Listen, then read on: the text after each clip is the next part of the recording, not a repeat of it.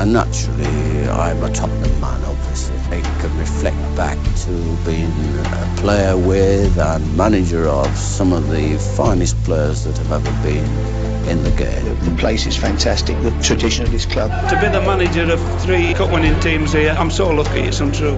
Hotspur America podcast, airing every week during the English Premier League season. What a glory, glory night at White Hart Lane. This great and historic football club. Joyful night down the Tottenham High Road. Hotspur America, the original US-based podcast dedicated solely to Tottenham Hotspur Football Club. Is Gascoigne going to have a crack? He is, you know. Oh, I say! Schoolboy's own stuff. I hate Arsenal, just hate them. Oh, what a goal! Unbelievable! Wow, this is incredible. We're the Yids in America. Dempsey's there to tap in. What a fantastic run! He scored! And it's John Eric Dyer. This is your Hotspur America. Hello again, everybody. Episode 19 of our first season of Hotspur America podcast. I'm Ken, that's Sam, and that's Simon. Boys, how you doing? I'm great. You sound very excitable there. Why would I not be excitable? It's amazing what 5 goals and a Chelsea victory does for the spirits. Oh my gosh. I'm so happy. Even 3 days later. Even 3 days later. My throat is still sore. That's why I'm drinking tea again. Go ahead. I was just even happier than Coco popping his cherry. You know what? Yes. I really am. Because it's a team thing, and I am all about the team. And I've told you guys, and I think Sam, you had harkened back on me. You came on and asked both of us in one sentence describe the Chelsea match.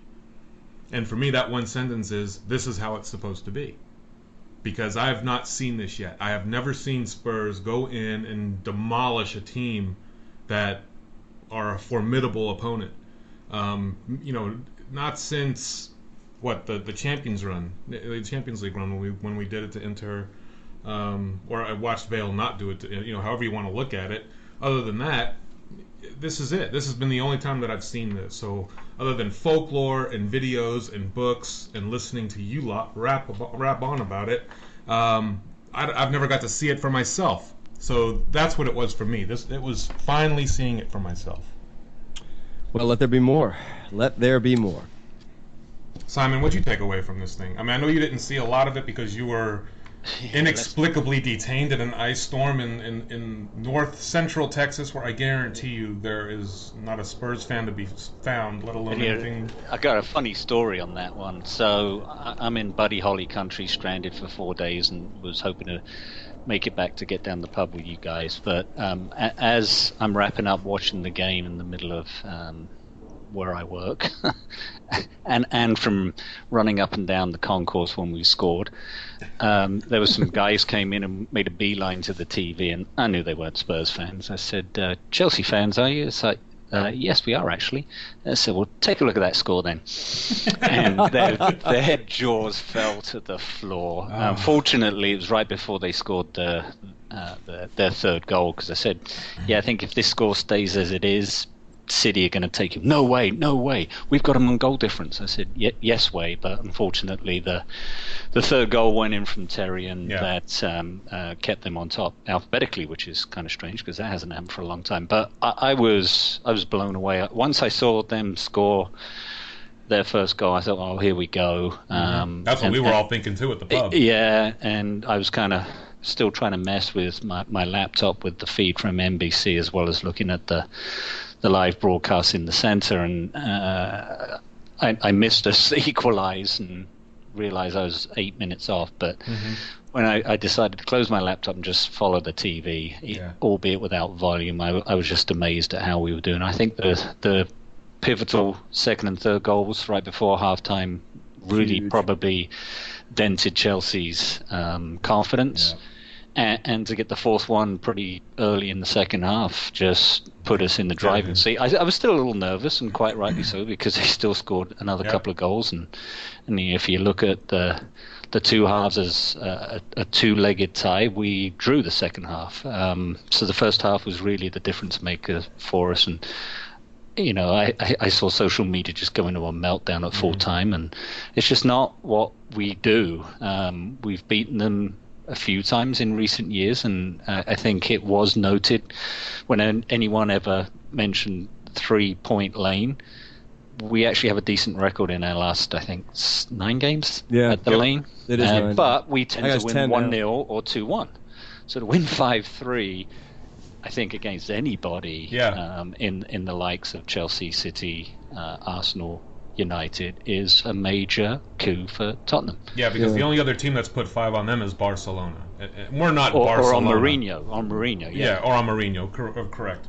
But, we're no Barcelona, and we've struggled against lesser competition.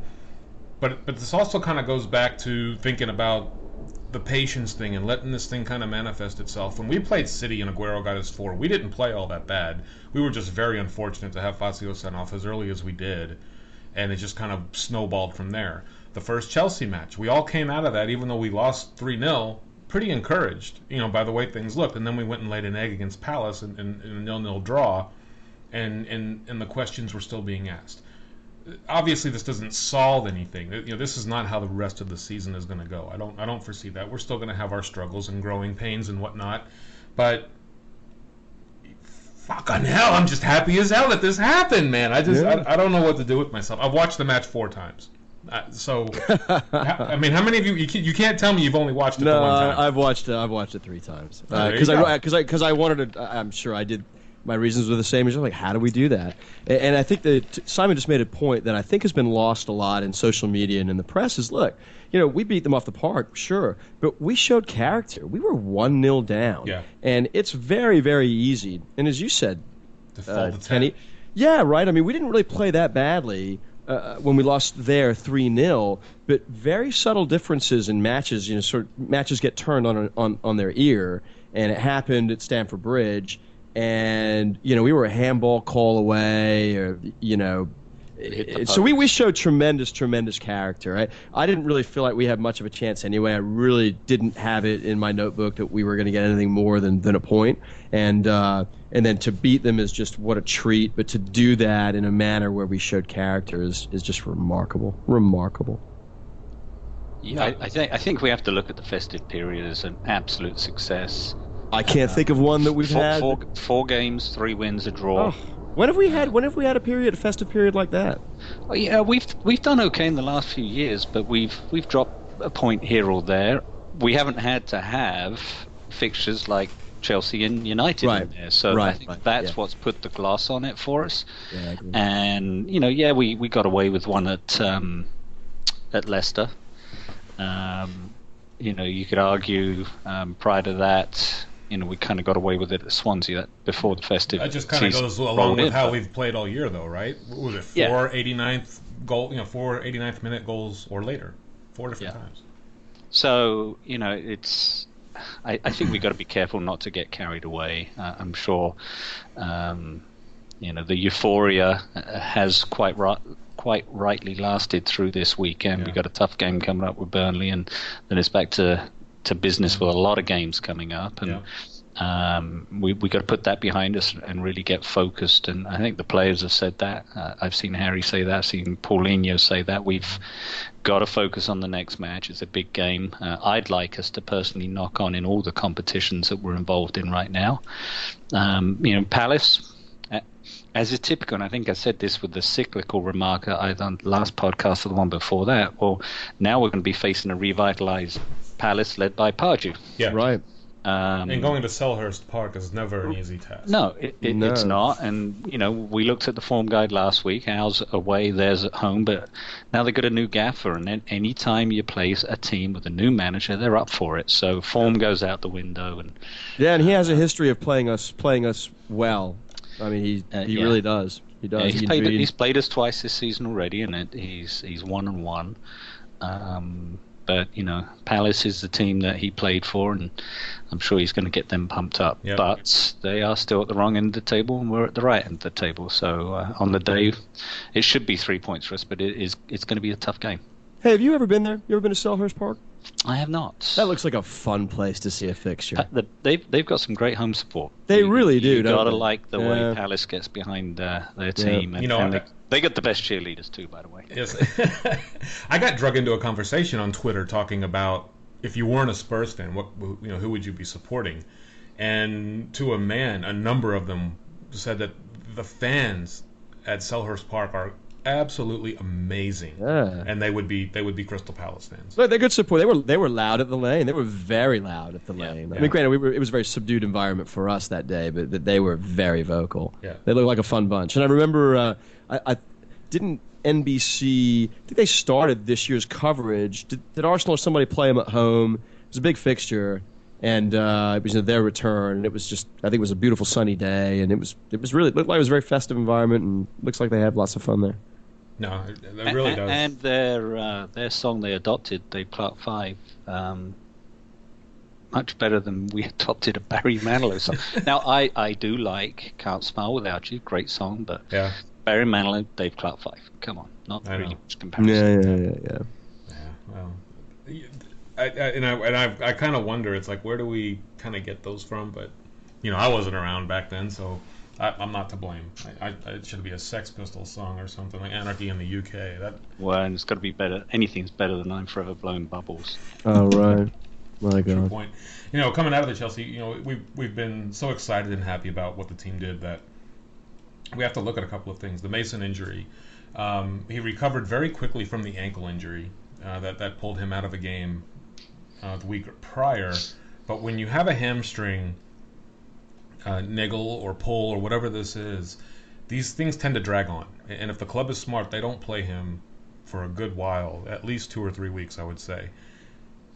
Compounded by the fact that Bentaleb is now off to Algeria to start training for the African Cup of Nations, and if they proceed, into this tournament the way some people are anticipating Algeria to proceed, we won't see him until about the first week in February sometime.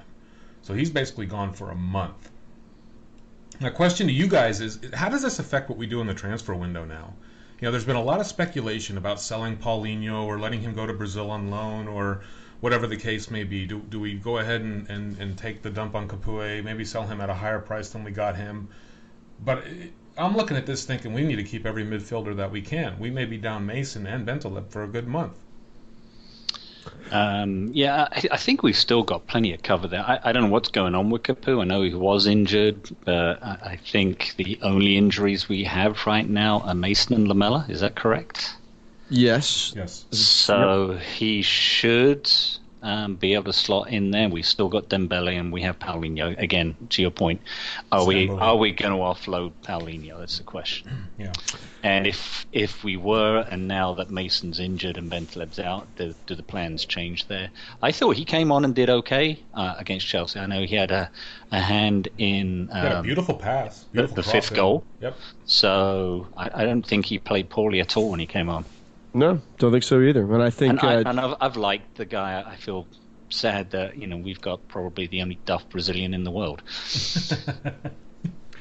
Well, I'll certainly say that his performances, although have been sparing, they've been reasonably good. Dembele was an absolute boss. Don't get me wrong, I'd never want any player to be injured, especially Mason in such a critical area. But it was a bit of a blessing in disguise because that's as long of a run out as Dembele has had in a while. Yep. And in a fixture where I really felt like we had to have a boss midfield. And frankly, he held up the ball terrifically and was a boss, and we need that. And I think of the two, the needs that have been most identified in the window, a big boss midfielder has been one. I don't think that changes. And, strong rumors of Rabiot, the 19-year-old kid from PSG coming in on loan, which could be good fill, especially in these, cup fixtures that we have.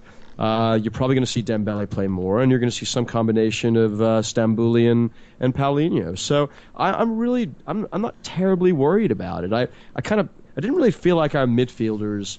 I think they're all decent. I don't think anybody is blindingly good. There's great potential in the youth that Mason and Lentilib have. So I'm feeling pretty good about things. Well, and we talked last week on the podcast that we felt Dembele coming on against United had done enough to potentially earn a starting spot against Chelsea. Due to injury, he came on sooner than later, and you're right, he did play well, and he did hold up a lot of that midfield play for us, which was great. All right, well, let me put this out there then.